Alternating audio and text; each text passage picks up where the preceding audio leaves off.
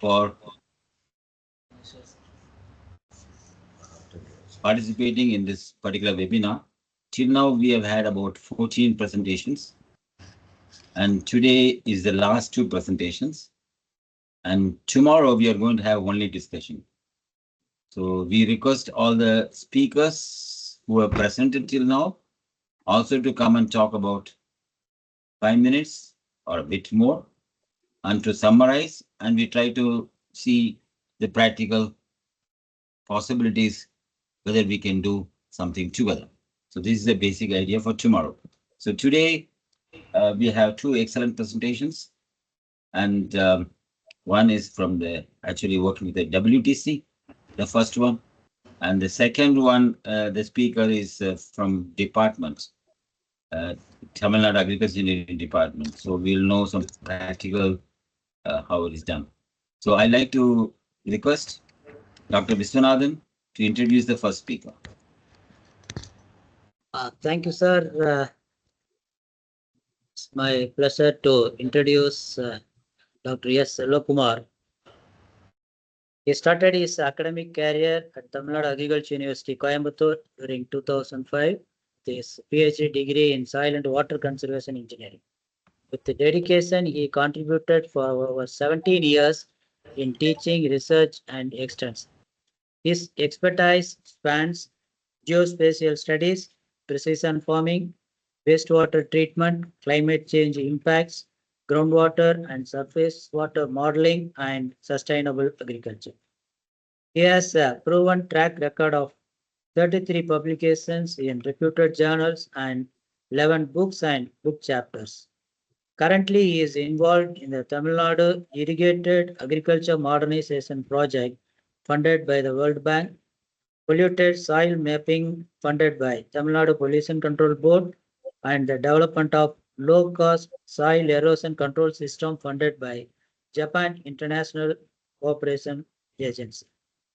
He was at Hiroki University, Japan, as a visiting researcher. Currently, he is Professor of Soil and Water Conservation Engineering, Center for Water and Geospatial Studies, Tamil Nadu Agriculture University, Coimbatore, a center functioning with a multidisciplinary approach for water and geospatial studies.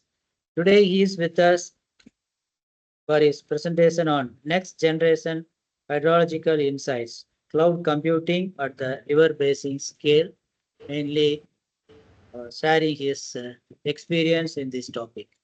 Thank you.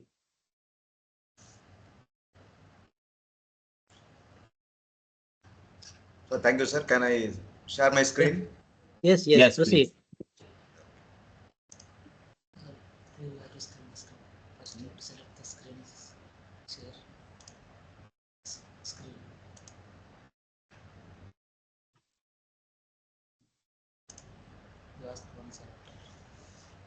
Sir, is my screen visible? Yes. Go to view mode. Slide view.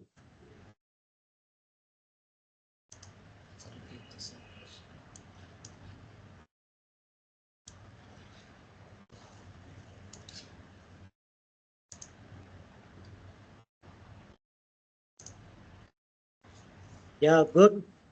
Okay. Yeah. So Okay. Good day to all of you. First and foremost, I extend my heartfelt thanks to the Asian Association for Agriculture Engineering for organizing this insightful web series. That is Water, Vishwamaya, how to save the water and environment in the challenging areas of Indo-Gangetic plains. So I am truly honored to be part of this important dialogue. So it is an honor and privilege to address these learned gatherings today. So before proceedings, I would especially thanks to Dr. Syed sir and Professor Viswanathan sir for their unwavering encouragement and support.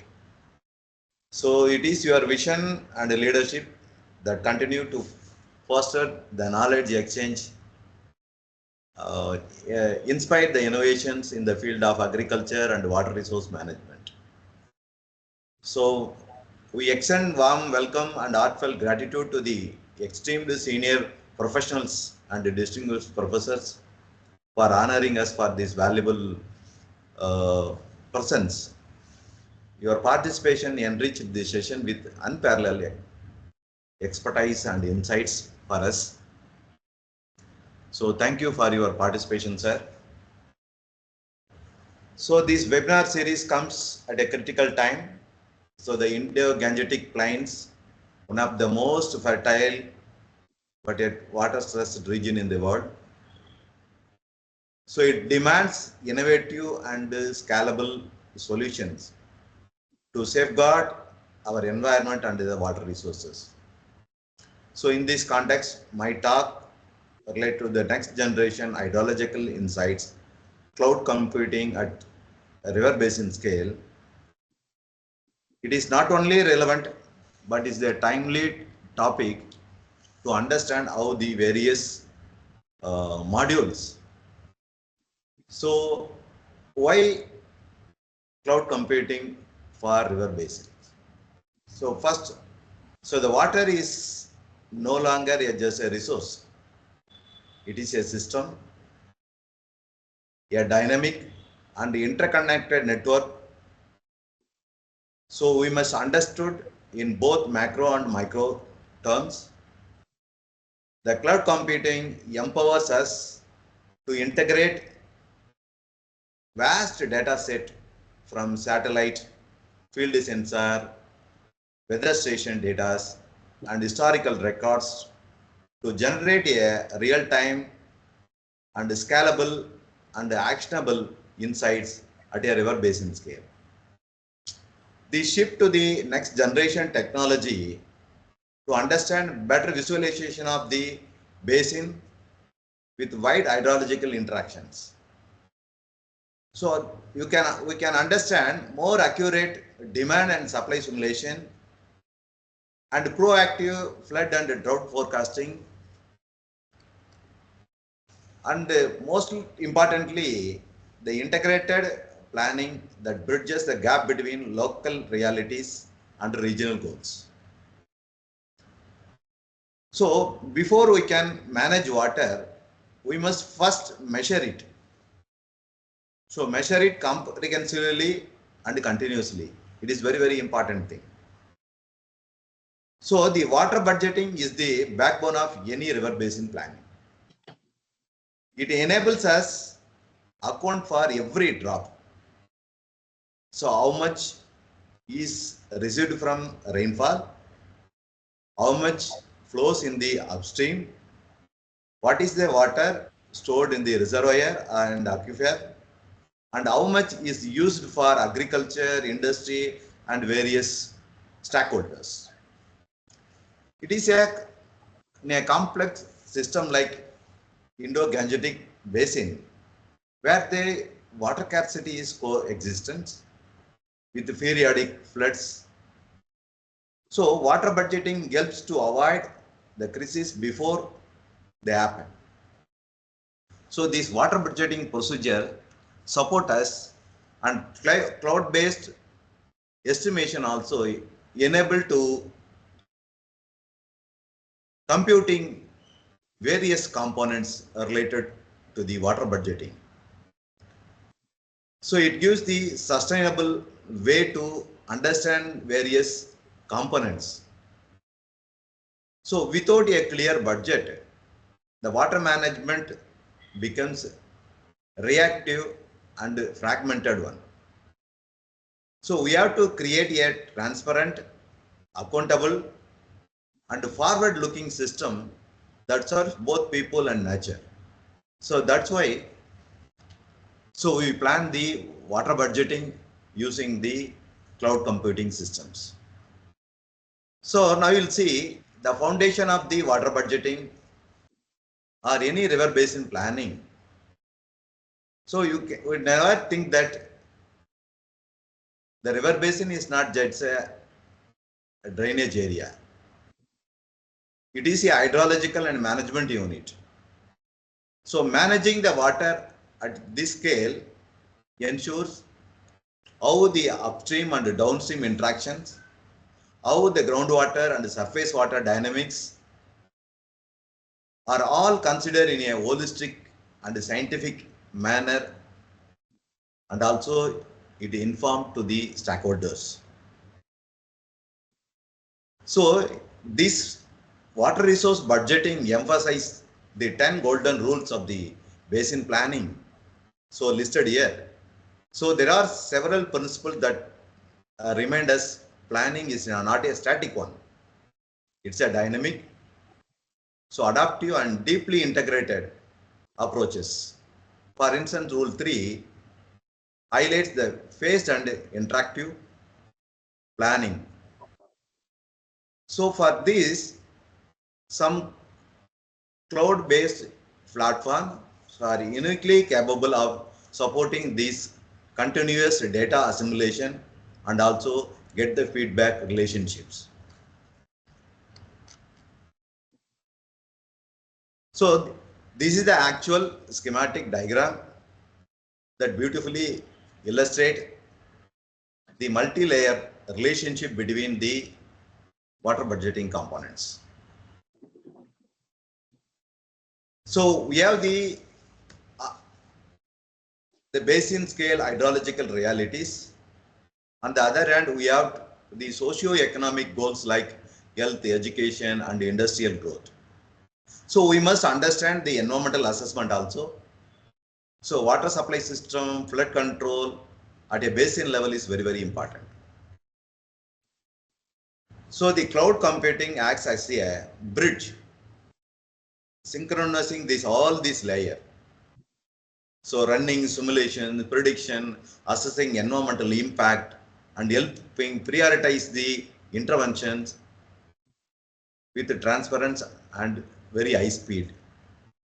So because the availability of data, in reality, the water resource management has always posed a significant challenge, particularly like Tamil Nadu, where the availability, distribution, so drastically changes across the region and also the season. So the water budgeting component from precipitation and runoff,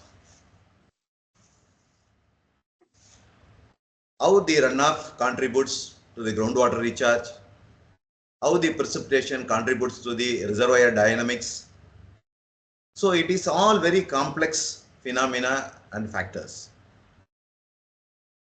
So in this regard, our research centered on using the cloud-based approach to assess the water balance component at a river basin scale in a real-time, scalable, and very efficient manner, and also supporting the dynamic changes in the water budgeting and basin level planning. So we start with adoption of this thing, understanding the water balance with empirical calculation procedures. Then we proceed with integrating reservoir storage, release of data, rainfall distribution, proportion of annual basis, so many things.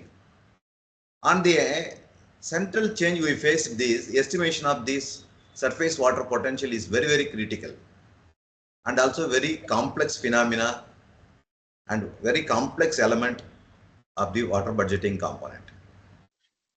So to tackle this estimation of surface water potential and other things, we planned the monthly simulation model, MRS model, and SWOT model.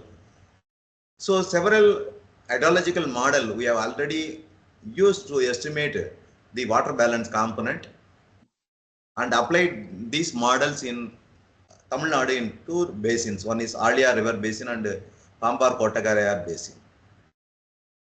But it is the thing is validating this model is very challenging thing because lack of access to the reliable and detailed data, especially in related to the reservoir storage, how much water is released from the reservoir to the canal system, what is the inflow into the reservoir, what is the outflow from the water bodies. So all these things are very challenging thing.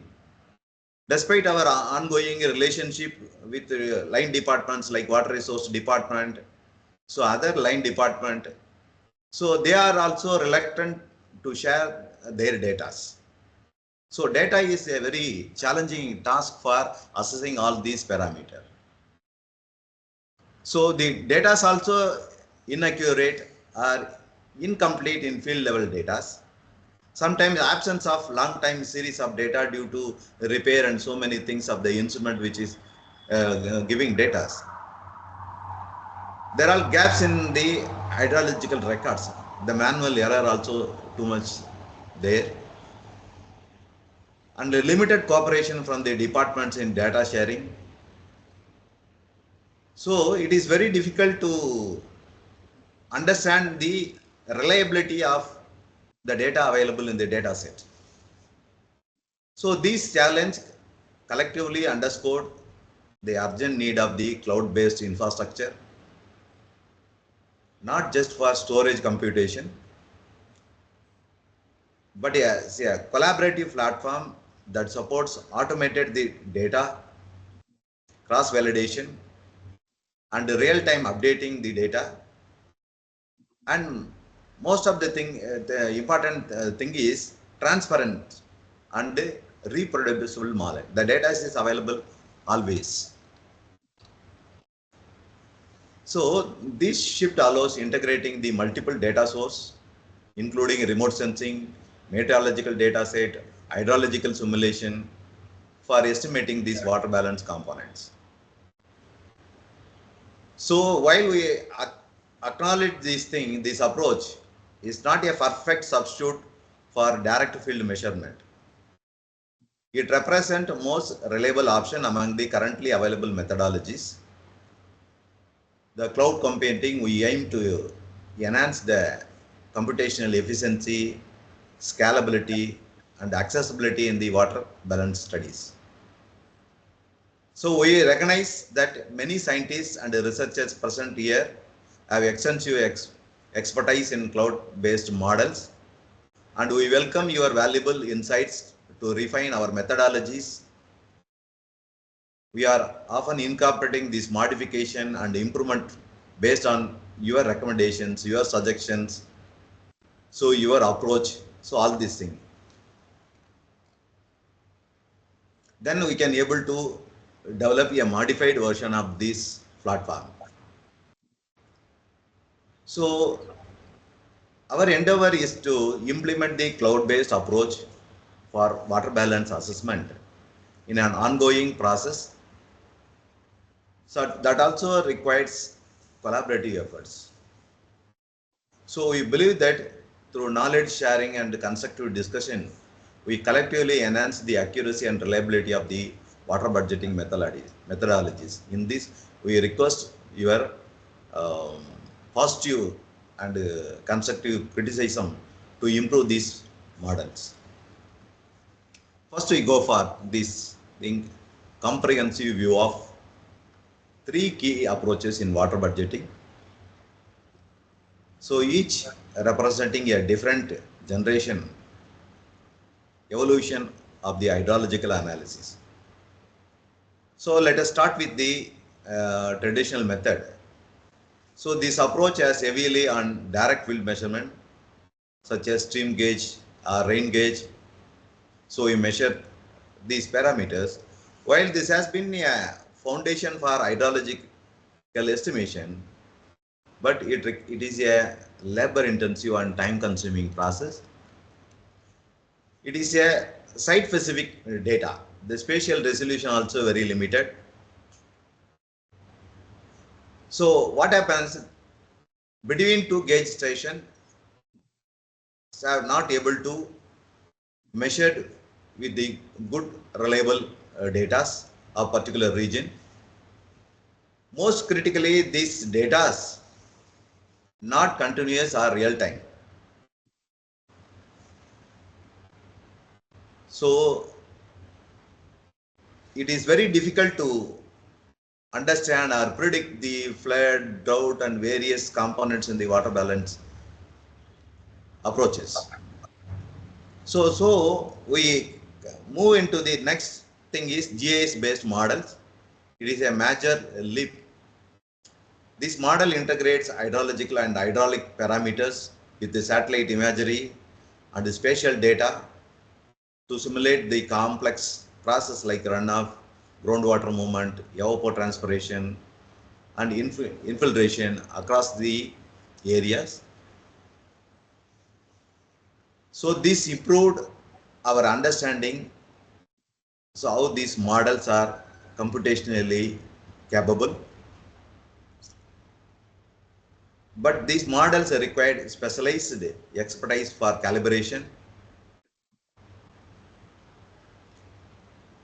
So they still rely on the historical data. Historical data is required to compare and validate this GIS model approach, which may not capture the present day variations. Every day all these are changes. So now we transitioning to the cloud-based modeling. This is the most transformative thing, how the cloud computing overcomes many of these previous limitations. So these cloud computing methods supports the real-time high resolution analysis. It enables automated data integration from IoT sensor, satellites, and various legacy data sets available with us. And most importantly, it facilitates the collaborative decision making by making models or integrate various models into the system and analyze the data and utilize this data by multiple stakeholders simultaneously. So this is the very important thing of this cloud computing. So the cloud-based platform such as Google Earth Engine, ArcGIS, and other cloud GIS platform, we can now process and analyze a massive volume of satellite and field data, not just quickly, but it is a real-time analysis. We have direct access to high resolution global data set from the mission like Sentinel, Landsat, and MODIS, which were previously difficult or costly to access and analyze. So now it is a game changer, especially when working on large scale diverse regional like river basin, where every pixels of spatial information is very, very important.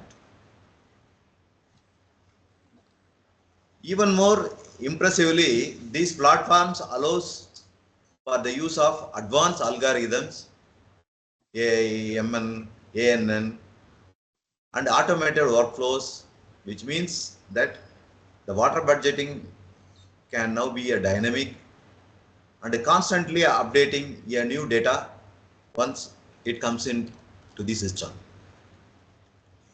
So the cloud-based model is a dynamic tool.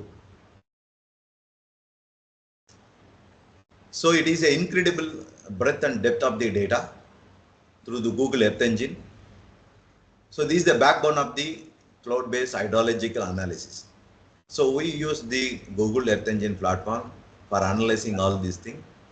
Because the Google Earth is a public data, so it's over more than 200 public data set covering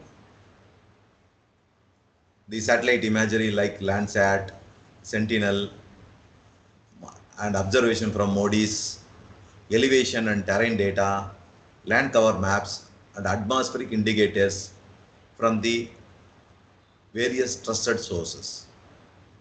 For every day, more than 40,000 new imageries are added, building a live and ever-growing archives of over 5 million, totaling more than 5 petabytes of data available in this platform. This vast data ecosystem enable us to move beyond isolated field measurements and into a real comprehensive basin-wide analysis with just click a button.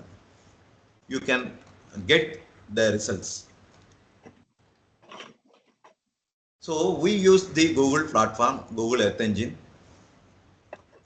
for developing the hydrological component like water balance, estimation of these water balance components. So we use archive, satellite images, climate records, terrain maps, atmospheric data sets. So all these data sets are continuously updated and are available, readily available for analysis. This is the foundation of any model we can build. So automatic updation and data availability and the transparency of the data, this is the strength of this Google Earth Engine platform. So this Google Earth Engine is a very good platform. It supports various algorithms, whether it is a simple calculation or a complex hydrological simulation, so are executed on the Google powerful infrastructures and eliminating the local server and hardware required. Because it is a high resolution data set, it requires very high computing hardware, but it avoids all these things. We can easily update, analyze everything. We can do it with this Google Earth Engine framework. So built-in function, and we can conduct geospatial analysis to calculate surface runoff, detect the land use changes, or estimate the evapotranspiration. Often it is a high resolution and traditional system. We can utilize all these things. Traditional data set, historical data sets, we can easily compare. So the current data sets, everything we can able to process in this Google Earth Engine platform. So these Google Earth Engine applications, we can use various purpose like environmental monitoring, agriculture, and water resource assessment. So this water resource assessment is more important thing for us because the hydrological parameter changes over time. So it allows us to track the surface water changes, reservoir dynamics, groundwater stress zone. So all are basin scale with consistent updates. So this part we are focusing how to estimate the water balance components. So it also used for urban planning. So many powerful option is there for using the Google Earth Engine, but we mainly concentrate on estimating of these water balance components. So for that, we develop the decision support system. So using the Google Earth platform, because the surface water estimation assessment is one of the most challenging component in the water budgeting.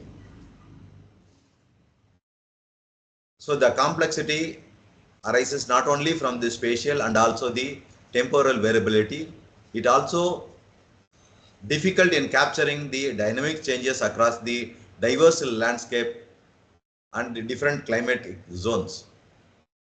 To address this, we use the cloud computing technology to design and implement the robust methodology for assessing the surface water potential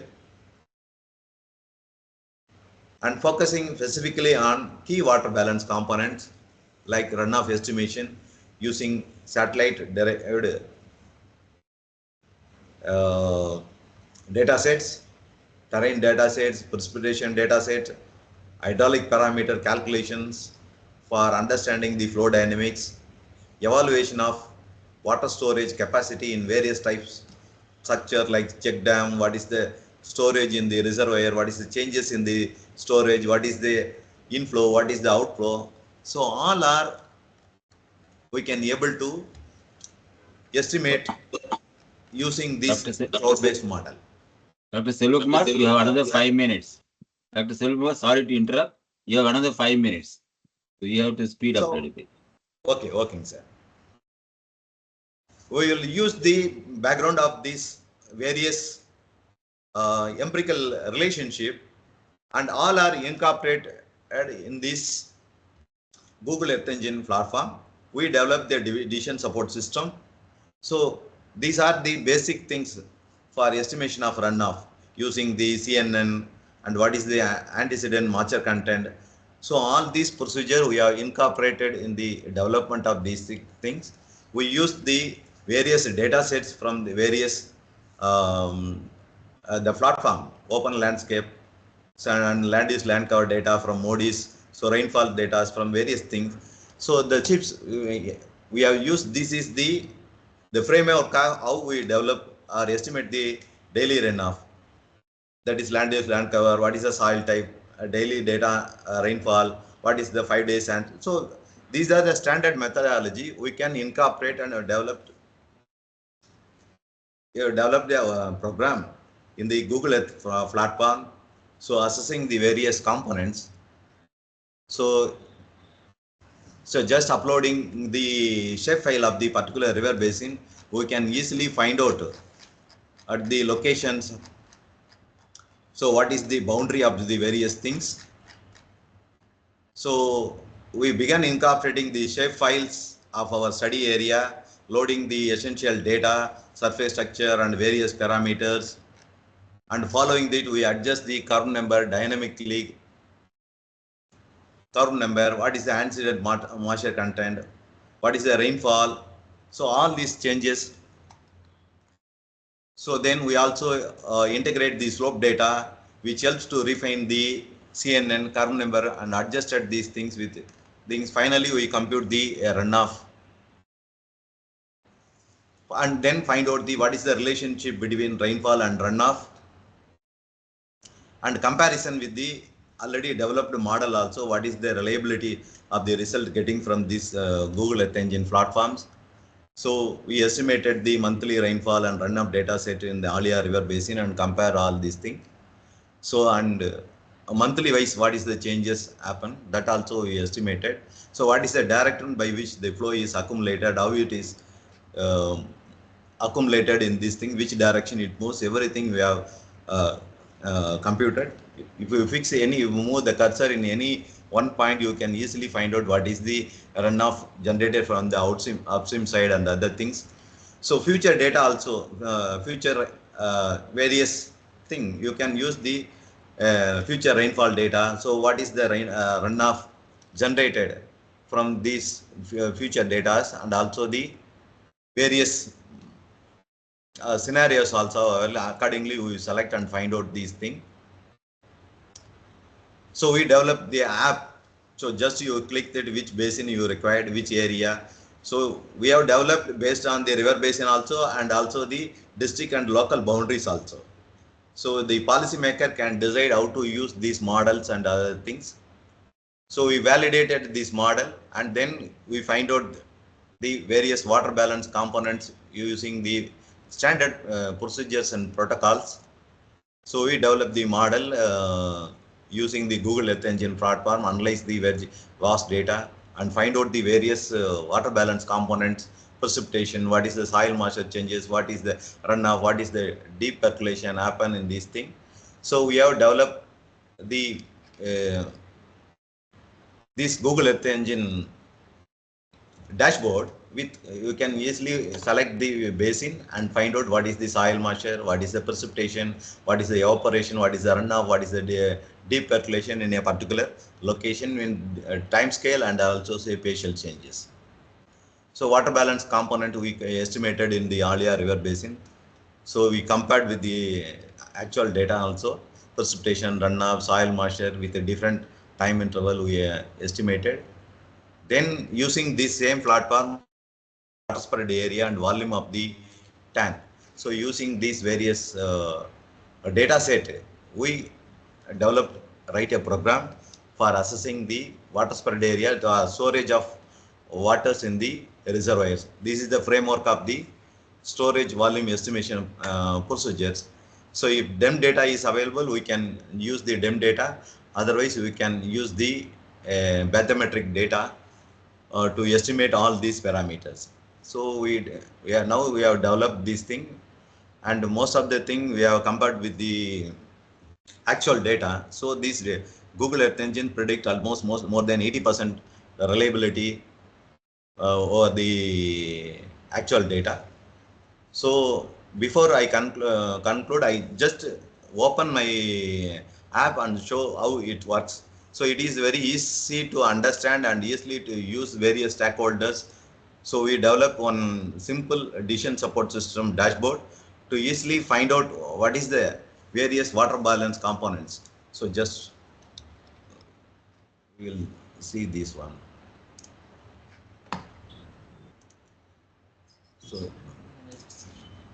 So this is the dashboard, rainfall runoff. You can select here in any state. So you can select any state and then district.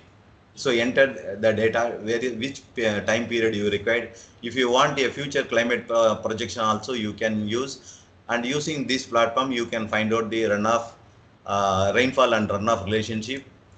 So we developed these 6 parameters, that is the crop water requirement analysis, water balances, what is the amount of water recharge, what is the rainfall runoff, and what is the district level soil erosion, what is the evaporation insights. So all these parameters, just you click this one, you can directly go to these things. So then you find out what is the which area you require. Just you make a polygon and then you can easily get the data. Another one is this one, the decision support system for water balance. Here you can select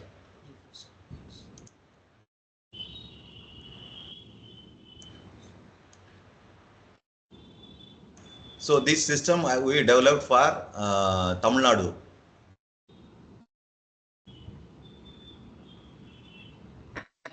So if you select any basin,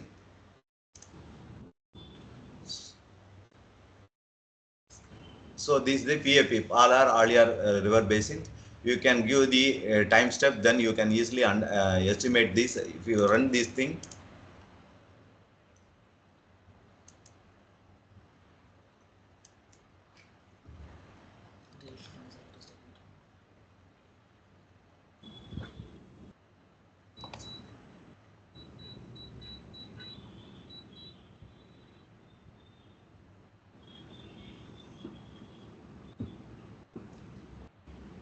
so it generates the various water balance components.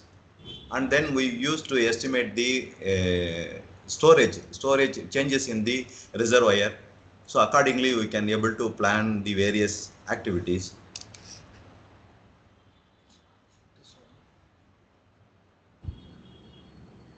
So here in this basin, this time period, time steps, what is the daily moisture, what is the daily precipitation, daily evaporation, daily runoff, what is the amount of deep percolation happen in this area.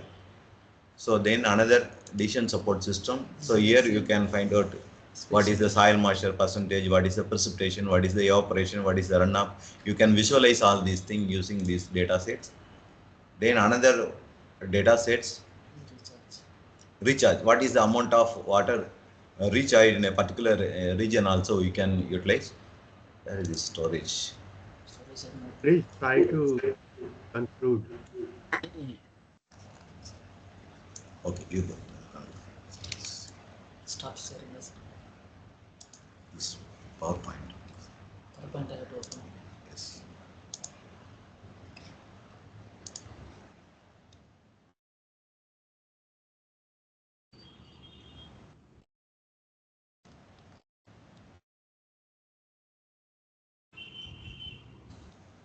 So to conclude, our study demonstrates the powerful potential of Google Earth Engine as a decision support system for water balance and storage estimation.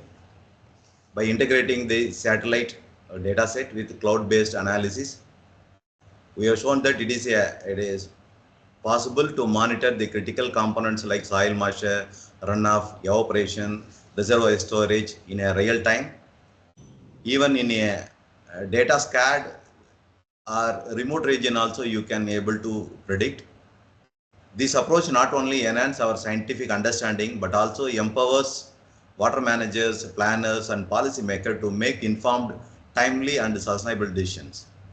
So it bridges a gap between the data and the actions, offering that particularly it is very transparency and accessibility and predictive insights. So crucial qualities in the times of growing water stress and climate uncertainty. It is a very good platform. You can easily understand the changes what happen. As we may forward adopt such a smart and scalable tool is no longer option. It is essential for water management practice. So I sincerely thank each and every one of you for your attention and engagement through this session. So I am happy to take any questions to discuss, or we will wait until this session ends. Thank you. Thank you, Dr. Selvakumar.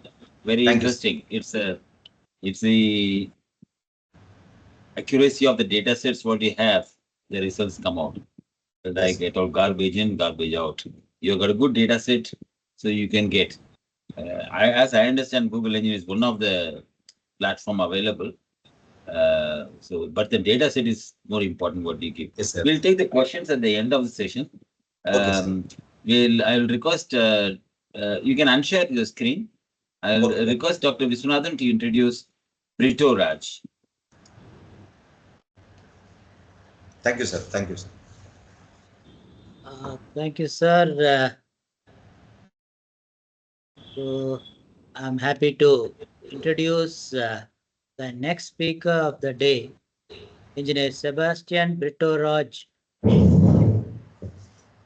He graduated in BE Agriculture Engineering from Tamil Nadu Agriculture University, Coimbatore during 1988-92. He started his career as assistant engineer in the Agriculture Engineering Department, Government of Tamil Nadu. Of his 26 years of service, he devoted 10 years in watershed activities, especially in southern districts of the state. The last 15 years, he is focusing in giving awareness on water and tank regeneration. He has a Telegram group as an admin. The name of the Telegram group is Water Management and Farm Development. May be noted that 19,130 farmers are members in this group. Initially, he promoted the activities on water conservation, water management, rainwater harvesting, and groundwater recharging through this Telegram group. Nowadays, he responds to all types of questions of the farmers on cultivation practices, plant protection, availability of seeds, market trends, market prices, etc. He spends time to gather information for the questions in the other areas and responds through voice message. Of course, I am also a member in that group as a follower. Currently, he is placed as Assistant Executive Engineer, Agriculture Engineering at the Special Program Implementation Department at Tamil Nadu Secretariat, Chennai. So this implementation department used to have experts from all the departments so that the special schemes are implemented appropriately. Today, he is sharing his experiences on rainwater harvesting needs and techniques for future. Thank you. Now I request him to start his presentation. Good evening, sir. Good evening to everyone. I express my sincere thanks to Professor Vishwanathan, sir, giving me an opportunity to present before the eminent persons in this evening. I'll go to my presentation, sir. Please share it.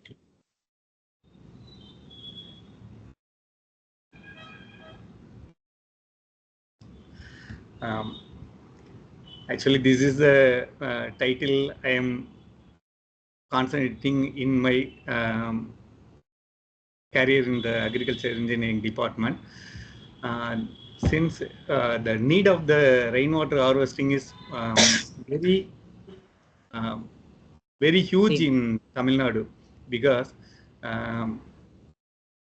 you all know the basic need, the water demand, erratic rainfall, increasing drought, groundwater depletion, that is all there. But even then, the ambition of all, or the expectations of the farmers to grow improper crop in the improper area, unjudicial usage of water in many of the places, even in the rural and urban places, the increase of population, everything puts together, and it gear up the need for water for the future. So I want more pits in the state. Pits are the main important structures for the state. The point is accumulation of water in a single point, so that the infiltration will be more. It will transform the particular place to have a sustainable life. This is the way I look into the pit.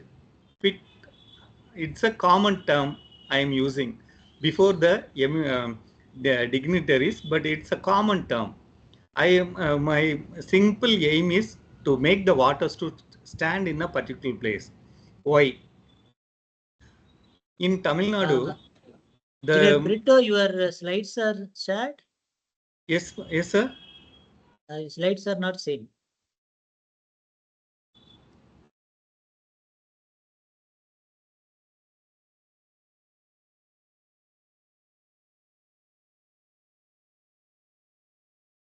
You click share.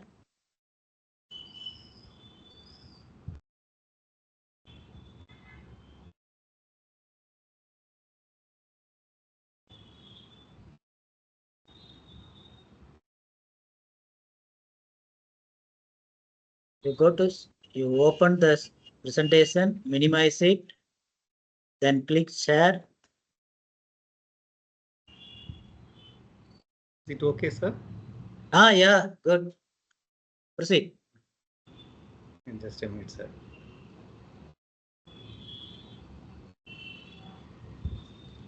Yeah, Good, this good. is the thing I Good. told you, sir.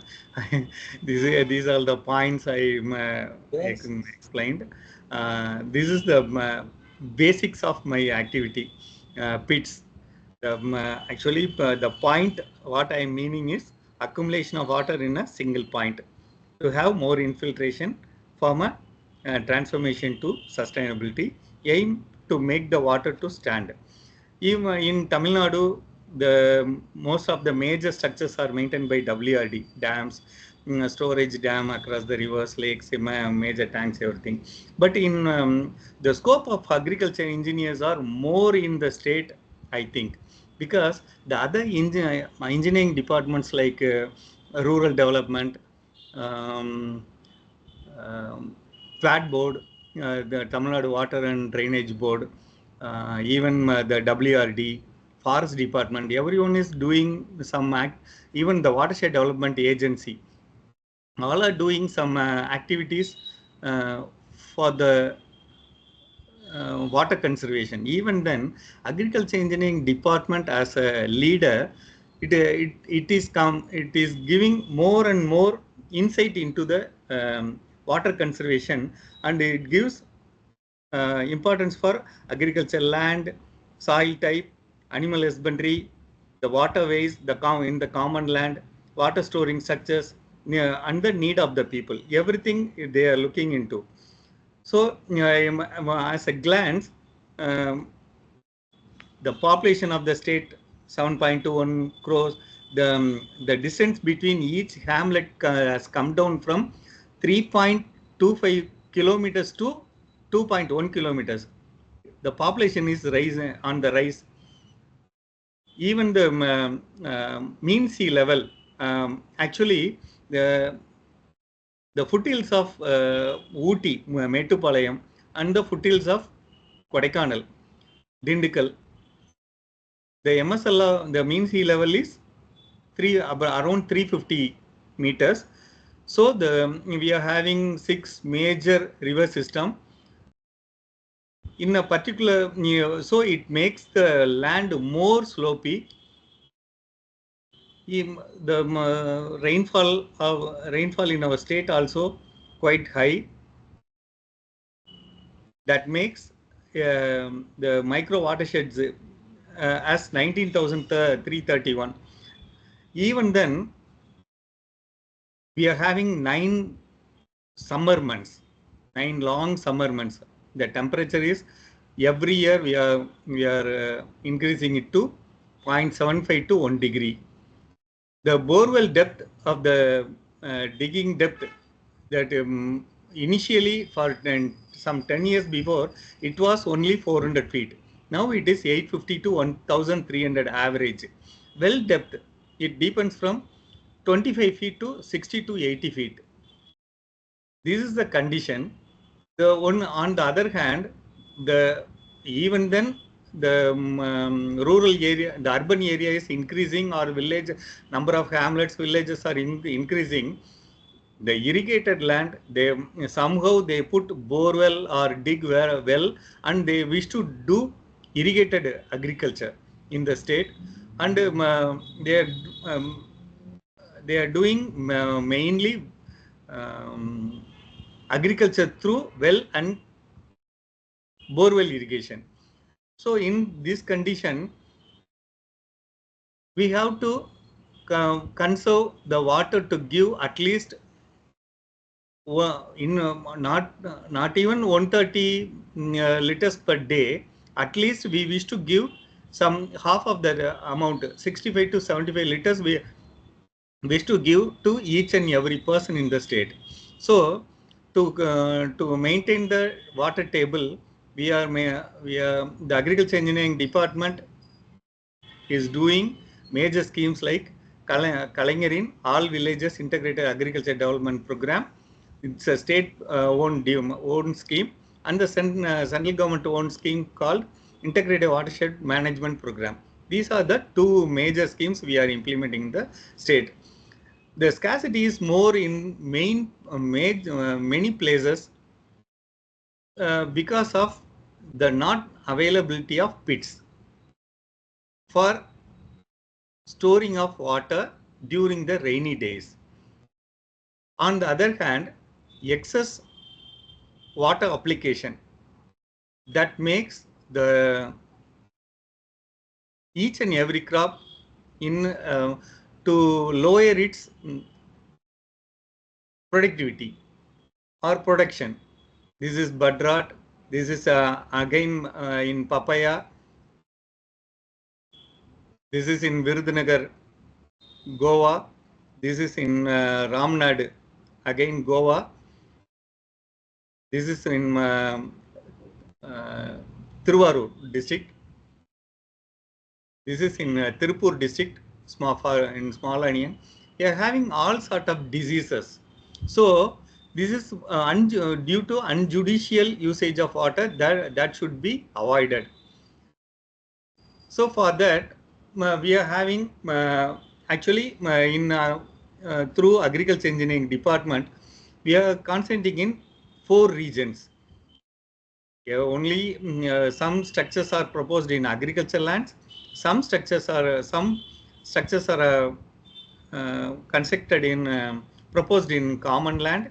Some moisture conservation techniques we are practicing, and well and borewell recharging techniques we are giving awareness to the farmers. So these are the 4 major activity we are doing to conserve the water in the state. So in the first thing is, in agriculture lands, these are all the bunds.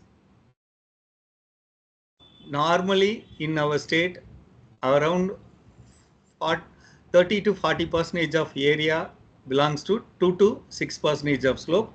For that, we are using this compartmental bunting to a height of 75 to 80 centimeters. So with that, we are raising somehow some soil moisture in the many upland districts.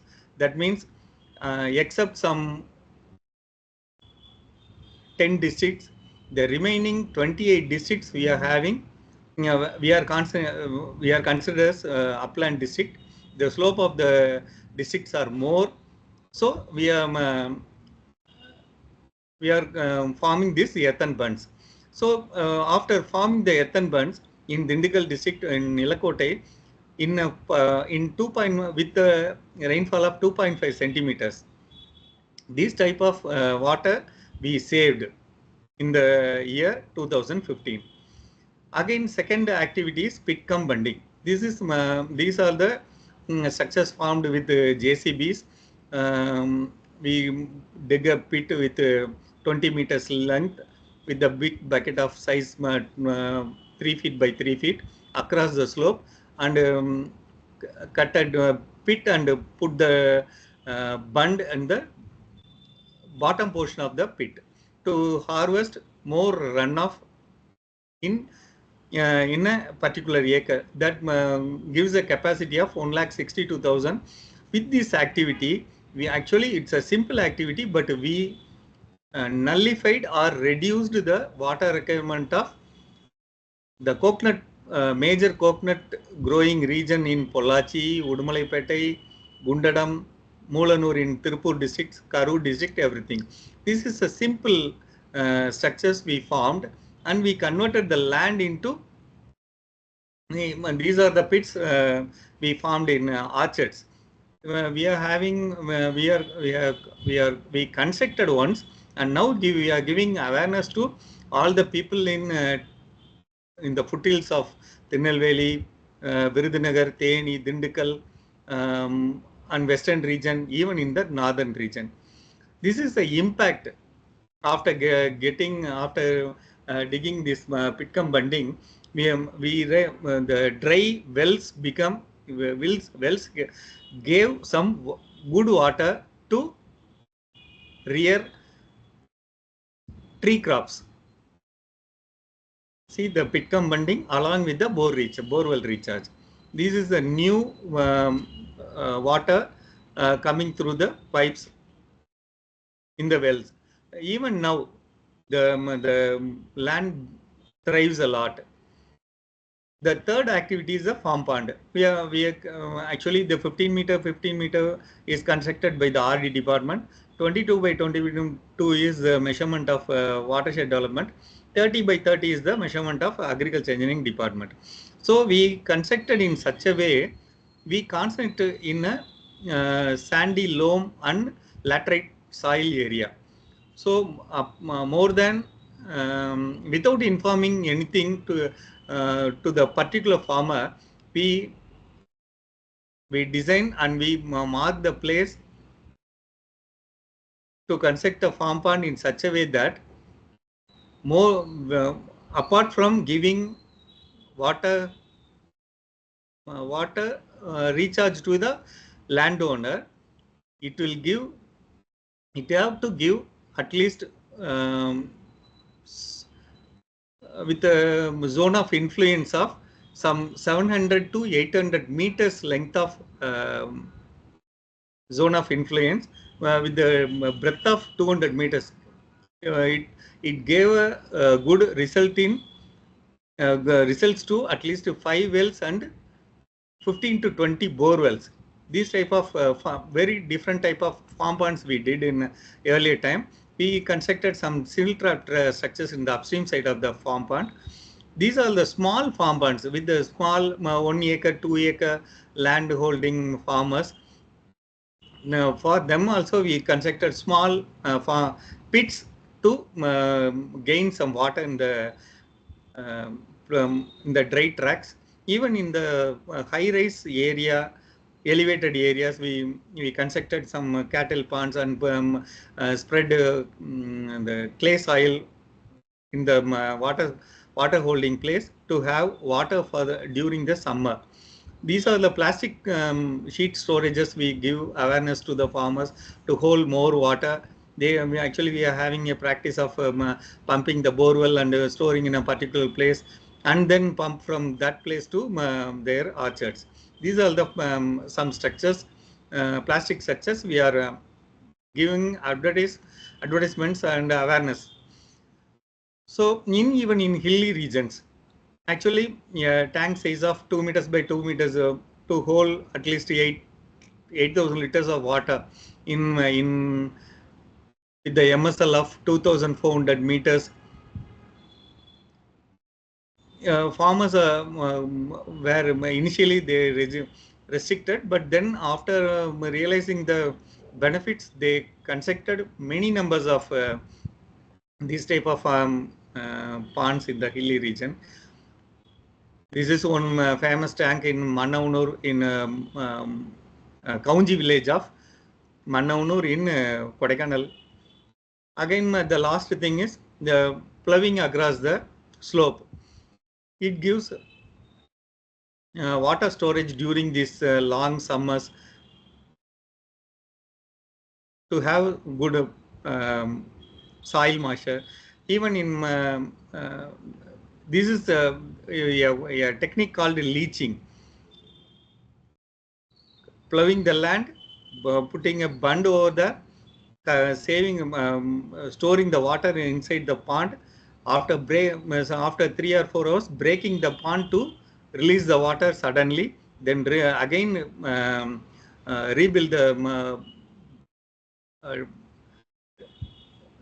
bund to its original position to have one more collection of water. So something like that, we leached the saline soil, saline and alkalinity of the store in alkalinity of a particular land and made into a productive land. So these are the techniques we formed in the Pata lands. In common lands, as you know, these are the routine techniques. Even then, the percolation ponds we formed in the foothills of Western Ghats. It used to store around actually the body wall height is more, so that we can able to store more than 50 lakh liters of water. That will give a soil moisture impact to at least 2 to 2.5 kilometers length in most of the places, almost 1 to 1.5 kilometers in some places. These are the special things of special design and special characters of our water harvesting structures. Again, the stone walls are practiced to stop the erosion, soil erosion, and to retain the soil moisture. Some loose rock check dams in the initial order of gullies. These are the loose rock check dams built by the farmers themselves. The Gabion check dams. It is constructed by the department, but this Gabion structure is constructed by the farmer. To actually the deposited sand and the upstream side, it recharges at least 2 to 3 bore wells in the downstream side in Pulatur village of Kodaikanal. So it gives, even today, it is the water source for the 3 villages in the Kodaikanal region. The same thing in another tribal village area in Tandikudi and Panikadi area. Some check dams were constructed in the upstream hilly area and foothills, and even in the downside places also, to store at least some 14 lakh liters of water for percolation, for having to have a very nice percolation. So it gives a very boost to our upland districts. Sunken ponds were constructed along the river beds to store water for a long time. It also gives a very good soil moisture and raise the water table in the nearby area. And we are giving awareness to grow vetiver. That means chrysopogon, one weedy plant along the across the slope to hold some moisture. Again, the third main activity is borewell and well recharging methods. These are done to rejuvenate good yielding borewell and well, and to reclaim the dry borewells. See, this is a case we did it in Tirupur district, Perumanallur. Actually, it's a dry borewell. We dig a pit of 3 meters by 3 meters, filled with rough boulders. Before that, the pipe were drilled with 12 mm and 16 mm holes, covered with the mosquito nets. After that, the bottom portion between the pipe and the soil will be soil was covered with cement concrete. This type of practice rejuvenated the dry borewell in many places. Actually, some of the various designs we gave it to the farmers, how to do the borewell recharging. This is in Karur district. We did it in Udumalpet. Even in Blackatton soil area, instead of digging the pit around the borewell, we asked them to construct a pit near some 2 meters in the upstream side of the borewell to have a nice recharging effect. The technique we followed was, when we dig a pit, we have to attain the second layer in the pit. So the top layer will be clay in nature. The second inner portion will be some dry or loose with loose soil that will give nice percolation effect and water recharging effect. Even in wells, we gave some nice suggestions to store water in the wells.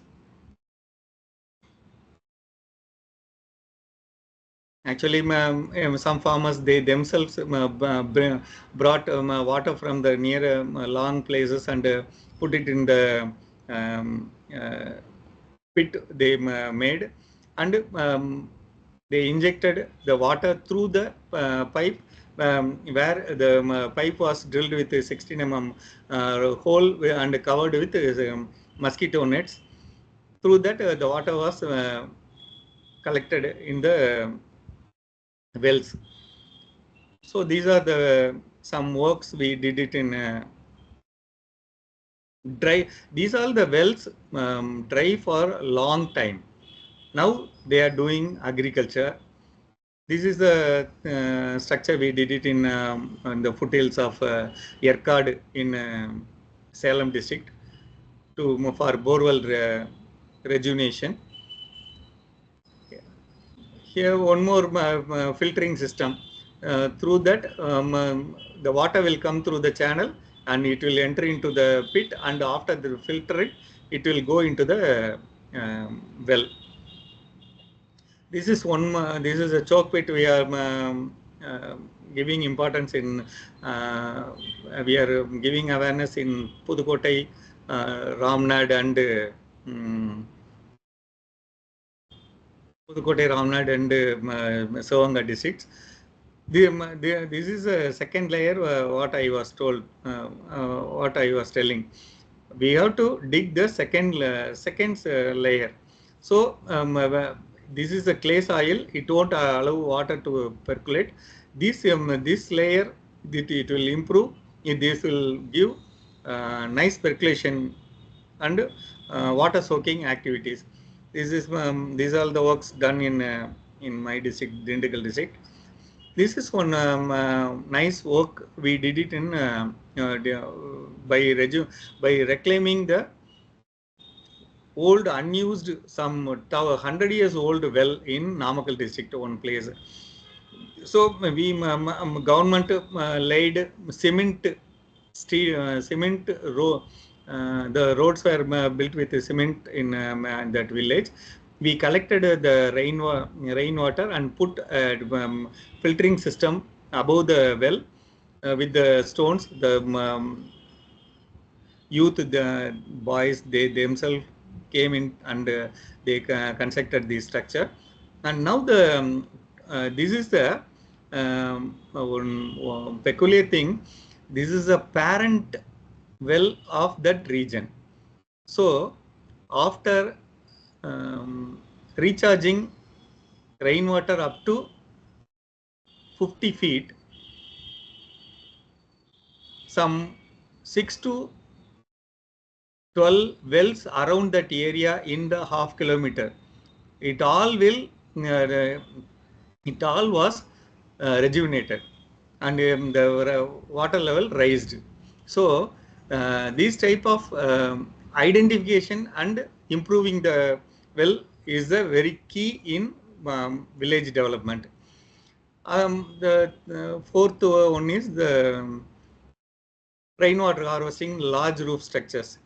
See, these type of factories we collect, we asked by giving some techniques to collect the roof water with filtration and soak it in nearby, near to that well and borewell of that particular factories in the dry track of Karur, Tirupur, Namakkal and Salem, Coimbatore districts, and they did, and they reaped a good amount of water. This is the one more activity we are giving awareness. Why we are giving this type of awareness? Why the agriculture engineers has to do? Actually, each and every village is having agricultural land, common land. Even then, at least a village has 6 to 7 hamlets.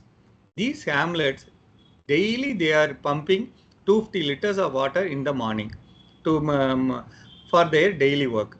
So each house takes 250 liters of water, means the aquifer gets dried and it takes the water of that agriculture area. So it is the duty of the common people to, they themselves have to recharge the hamlet area. Then only we can save the water in agriculture land. So actually the technique is very simple. From roof water, the water was filtered and it was put into the sump and it was diverted into the choke pit. Choke pit means in between the compound wall and the building. We used to construct, we asked them to construct 4 feet length, 2 feet breadth and 4 feet depth of pit, and the pit may be filled up with 40 mm jelly for at least 3.5 feet. The remaining half feet will be covered with the bricks, hollow bricks. It may be covered with kadapa stones. So for clear, for some nice look. The roof water was collected in the rainwater harvesting pit. It improves the borewell and well recharging. Some of the moisture conservation techniques we ask them to do, because the unjudicial usage of water, to avoid the unjudicial usage of water. First, the tank silt, we ask them to put it in around the coconut and horticulture trees where they are using enough. Actually, these lands are soil and sandy and loamy soil. So instead of 60 liters, they used to give 180 liters of water through drip irrigation. So we asked them to lay this type of tank silk to avoid the excess usage of water. In some places, it looks like sandy and loamy, but when we open the top layer, the bottom portion has enough soil moisture. Without assessing the soil moisture, if they give irrigation, decay will start. So we ask them to give to put by the soil moisture indicator, and after assessing the light sensors, we ask them to give water. Without prior to that, actually this is a condition. This is this type of stem rot casually kills a particular acre, all plants in a particular acre in one shot. So that's why we ask them to practice this type of soil moisture indicator to avoid this type of fungal infection. Even inside the soil plastic sheet mulching, people doesn't know how to use the how to give the water. So we ask them to put the soil moisture indicator. After measuring, you can give the next irrigation. Third thing is dry leaf mulching. This is done to avoid excess soil evaporation and unjudicial usage of water. This type of dry leaf mulching we are asked them to do. And of course, micro irrigation techniques we ask them to practice. So what I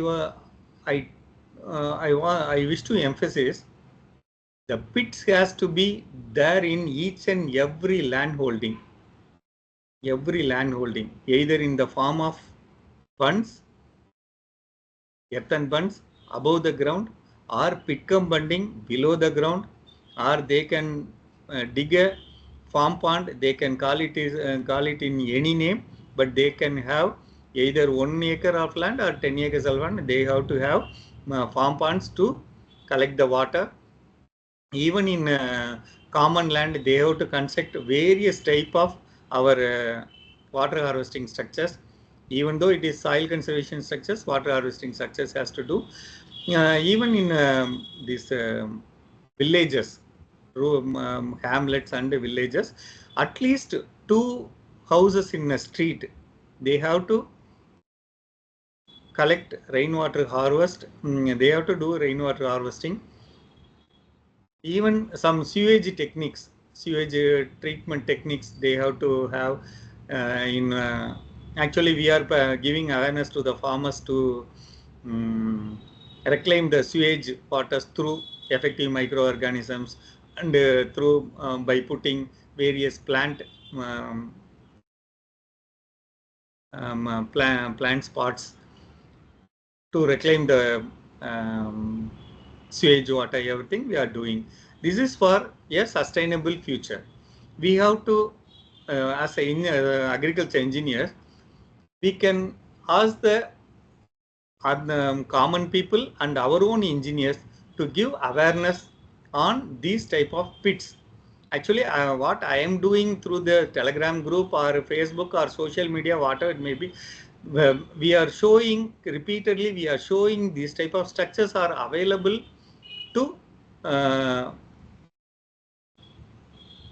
have efficient infiltration into water harvesting structures for sustainable future. This is my presentation today. Thank you. Britto, incidentally, I am also from Dindigul. I think you know that. Yes, sir. So it's very interesting. This is exactly what I was telling about the ponds, farm ponds in the Indo-Gangetic plains. They are very less structures are there. Then I came to know from Sharda, privately people are doing NGOs, but there's no plan. I think I'm a guy who for the surface water storage first. Very interesting topic. Let me take questions if anybody has for both the speakers, please. Yes, Korke sir.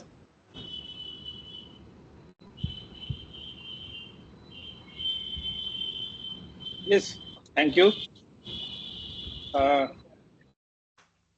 Very nice presentation. I have a question with Engineer Sebastian Britto. Actually, it is nice to listen to him because the structures, rainwater harvesting and conservation, all those structures or the measures are being taken in Maharashtra also, including the flowing across the slope, the in situ soil moisture conservation or the tank seed application and so on. I just have a question because your department, I'm really happy to know that the agriculture department of Tamil Nadu state is being involved in all the small things also. Because in Maharashtra, only the CNB and the farm ponds, the cement nala bund, the department is involved in that. Otherwise, the say well recharging, bore well recharging and other structures, only the farmers or individual are like Dr. Said Ismail mentioned, the NGOs they are doing. I wanted to know whether there is any maintenance schedule for these structures, because many times the state government asks us, the universities, to what is the life of a structure? Because the maintenance for the maintenance, like if you consider the CNB or the say farm pond or other structures, they need to maintain it, and they ask for the what you have to estimate the life of structure. So in Tamil Nadu, is there any maintenance schedule or the Yes, sir. plan for these structures? Our estimate itself, we are giving, we are recommending, sir. In our estimate itself, we are telling, actually, the compartmental bunding, according to the soil, it has life, sir.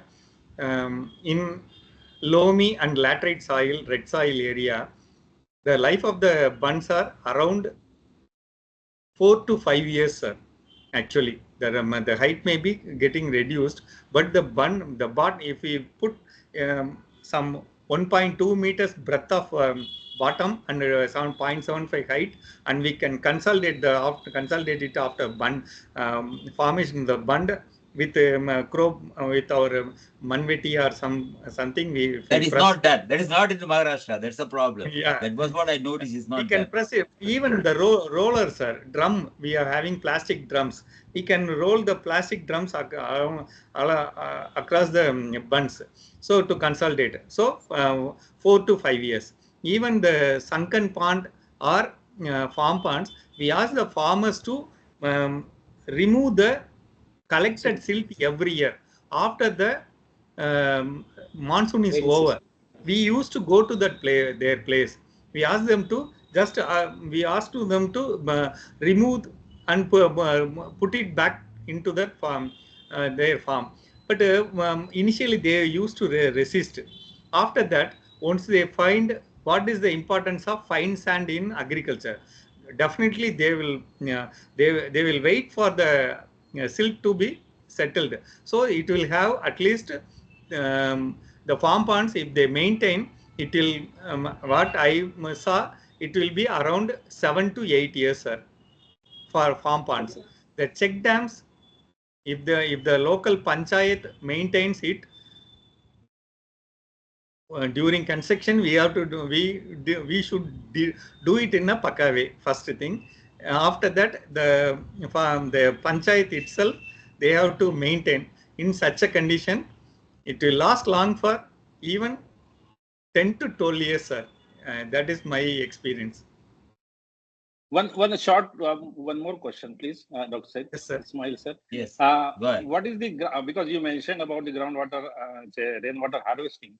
So you mentioned also about the groundwater recharging. What is the strata and how you plan for this? Because in Tamil Nadu, I don't know, it's Deccan strap and all those things. So that problem we also face in Maharashtra, even Karnataka and adjoining places. Recharging, because the simple recharging may be a 30 feet or so will not help in recharging. So do you have any plan, the Department of Agriculture, any plan like recharging structures or the artificial recharging methods, other methods for the groundwater recharging?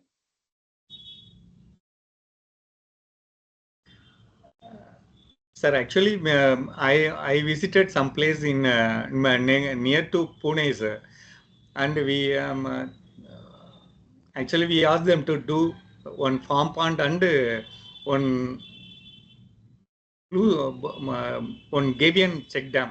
I asked them to do in near Pune. That is the farmers from our place. They settled in that place and they did. Actually, that it improves the groundwater levels, sir. But before, to give a positive feedback on these structures, before the monsoon, some 3 months before the monsoon, we can take the water level, or we can mark the time, how many hours it gives a full output in that output pipe. Suppose 2-inch pipe means how many minutes it gives full output. After that, after the monsoon, some 45 days after that, we can again we can record. So that will give the farmer a clear-cut idea. So if he invested some money, some 70,000-80,000. My question was different actually. The Yes. recharging area available or the top layer of soil is only 3 feet, maybe 10 feet or so. So for the ground, because you have a hard Deccan trap or the hard rock below the soil surface. So do you have any plan, the Department of Agriculture in Tamil Nadu, for the recharging, groundwater recharging? That I understood that the farm pond also, that is the top layer of the soil you can recharge, but then that cannot sustainable. What he is asking about whether you have that type of soil. Yeah. Deep, you have to go deep in the soil. He's saying the soil here, you have to go very deep for the recharging to work in Maharashtra. Do you have anything like that in Tamil Nadu? Sir, for top soil, sir, then after that, the soft hard portion, soft rock portion will be there. We used to dig that also, sir. Top soil, Yes, that's and what I said. soft, in our estimate. Thank you. Yes. Dr. Gajendra Singh, please. Thank you. Engineer Raj, I noticed that you mentioned rainfall is 973 millimeter, Tamil Nadu. You are very lucky. So it's a question of basically collecting it, no? Punjab also has 700. And you are also showing a lot of work of recharge, but your pumping depths are horrible, no? So I think agriculture engineers have a big challenge to help the state to really get the groundwater recharge. Now, how much area is really covered with these kind of recharge systems? What is the potential and to what extent you are using it? Actually, in our state, the rainfall, Chennai and Kanyakumari, these two areas have annual rainfall more than 2,400 mm, sir. The other districts, they have around 400 to 350 to 500 mm. And an average, they compute as 923. Actually, some among the 38 districts, some 28 districts belong to, comes under the category of lesser rainfall region. So the water harvesting only giving that increases or stabilizes the groundwater, sir. Okay, so the Chennai and Kanyakumari close to the coast, so runoff goes by runoff most of it. Huh? Mm-hmm. Yes, sir. Dr. Kanwar?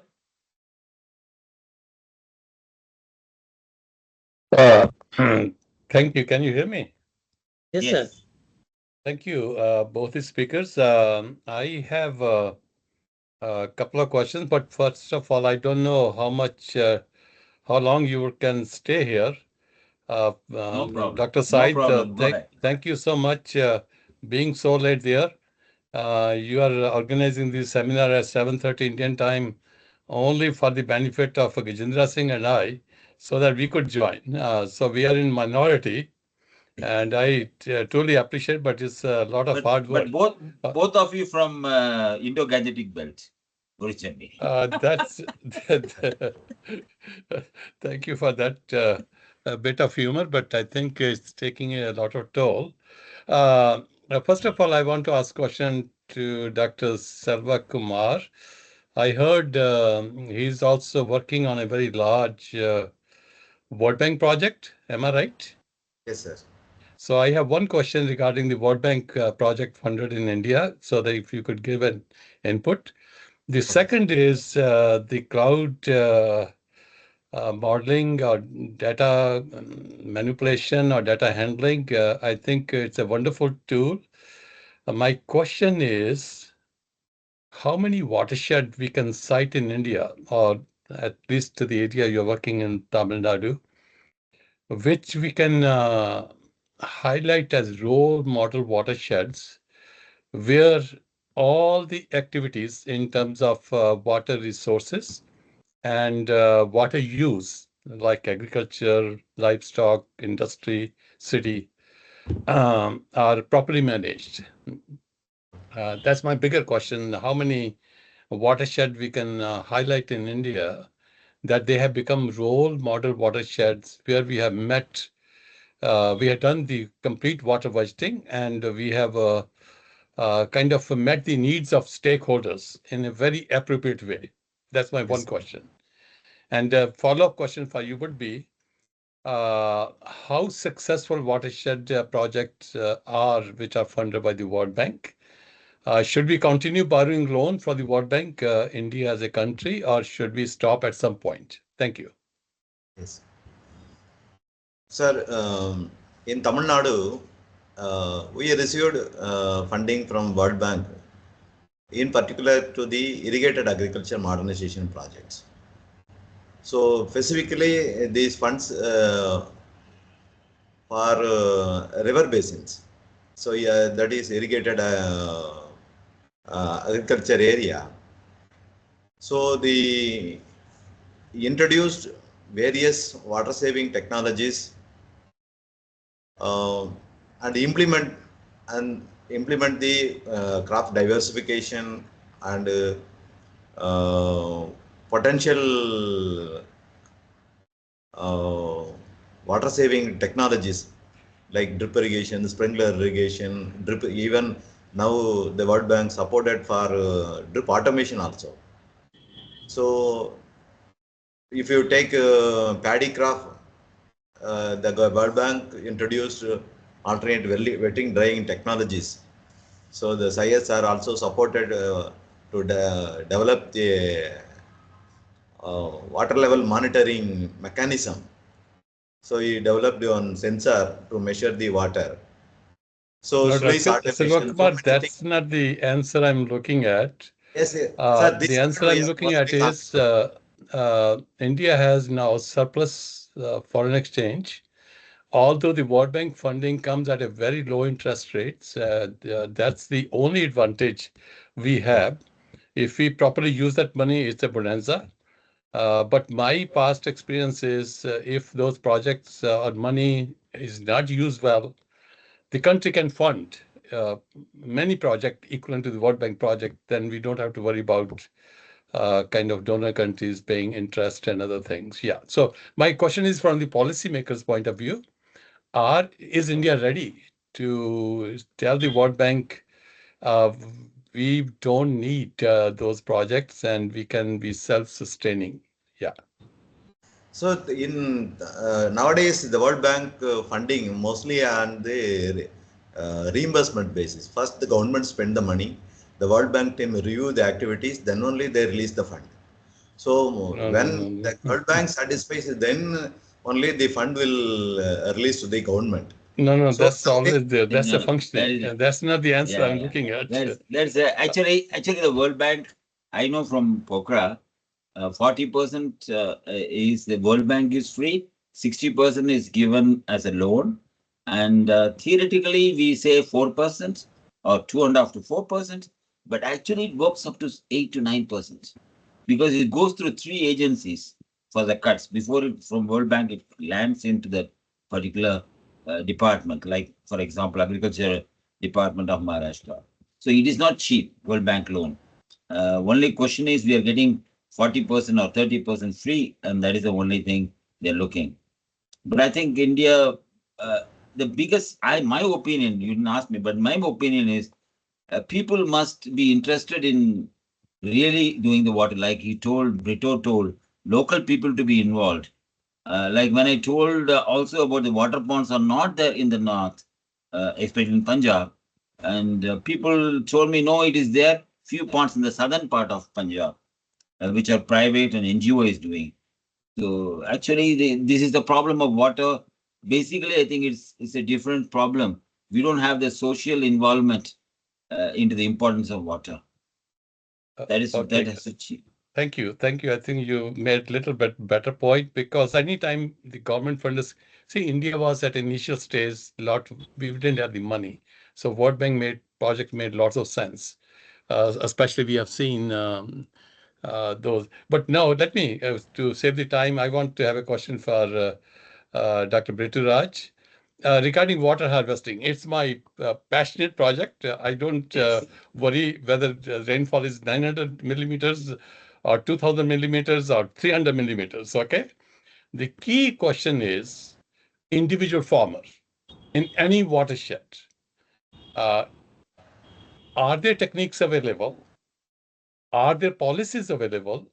Is there funding available within the government agriculture departments to meet the needs of those marginal farmers who don't have political push to access the funds, who don't have connectivity with the agricultural engineers in the districts to get kind of water harvesting tank built on their own farms.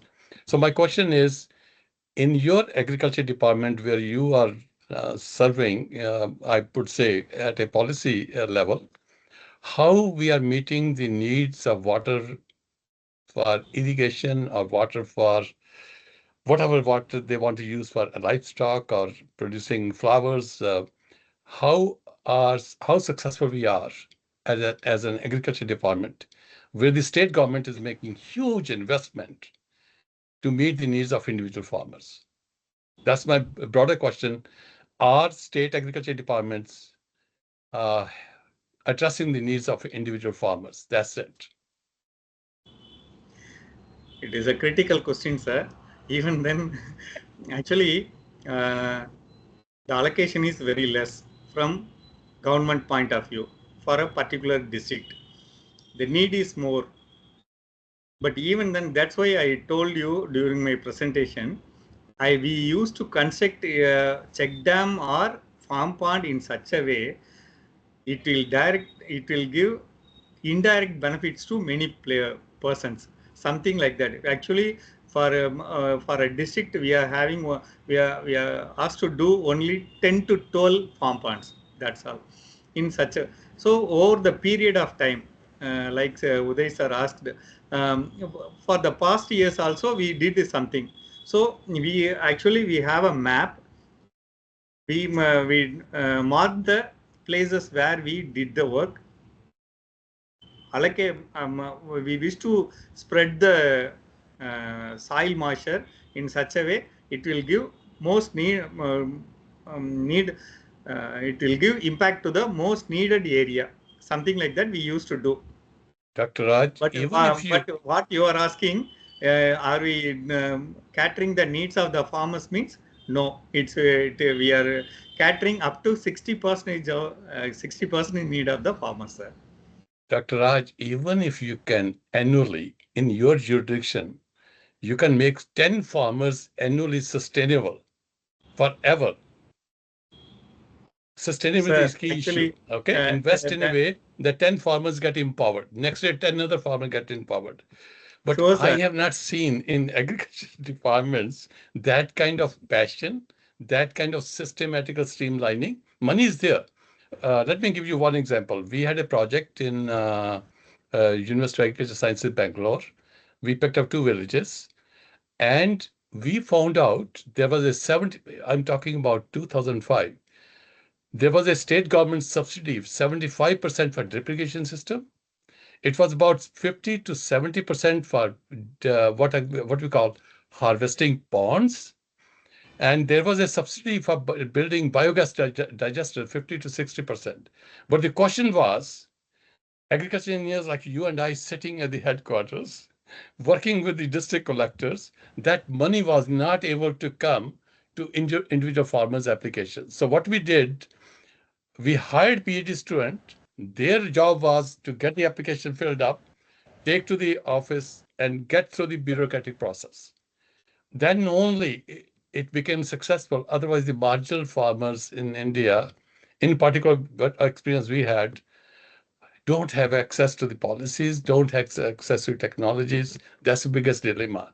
So I think all of us who are sitting here, if in our lifetime we can make 10, 20 farmers, they will pray, they will bless us. I think we will be a successful community. Yeah, thank you. Thank you, sir. Ravi Pratap? Ravi Pratap, can you ask?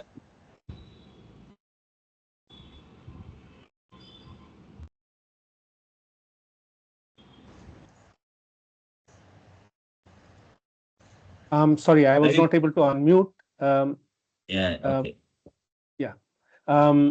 I don't have any question. I just wanted to add a piece of information quickly for Professor Kamar, that his point is very right, that we need to look at public policy options where we can use large amount of money for these kinds of work.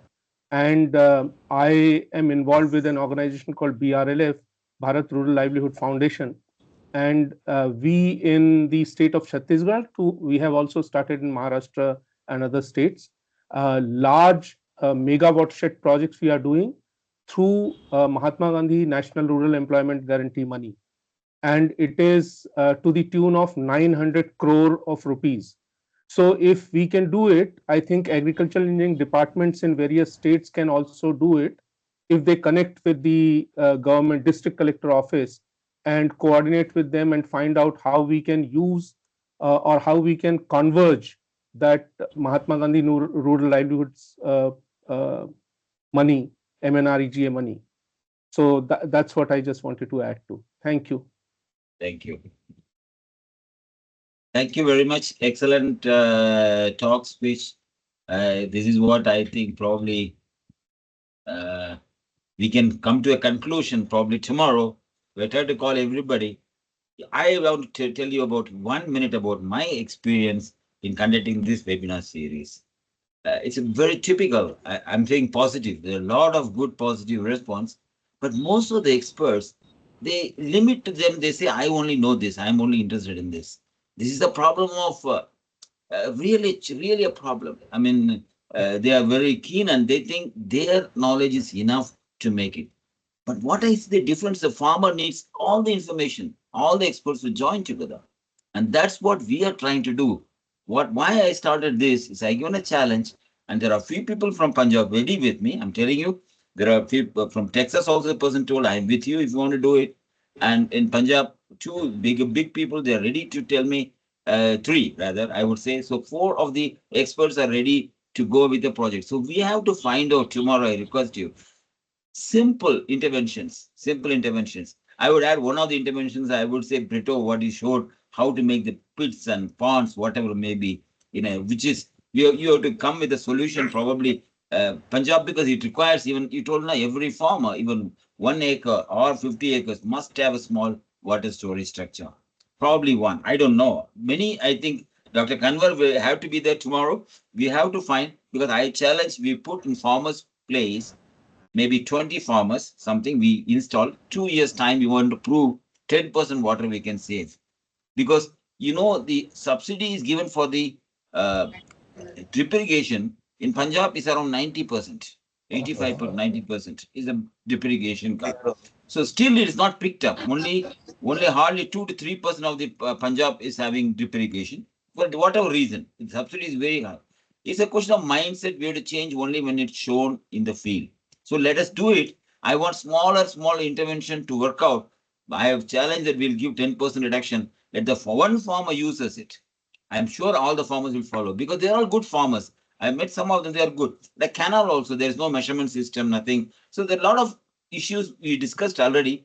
We have all of them in YouTube, all these talks. Today also it will be there tonight. Okay, these 2 talks also. I will send the link to you tomorrow to everybody in the groups. So you please go through that. You want to understand, and we want to call tomorrow a good day to conclude. There is no speakers, but each one can speak 5 minutes, whatever, 3 minutes. Summarize what he wants to say, and we'll discuss it. With these few words, if we don't have anything else, I'd like to conclude the session. Thank you very much for all of you to participate. Namaste. Thank you. Namaste.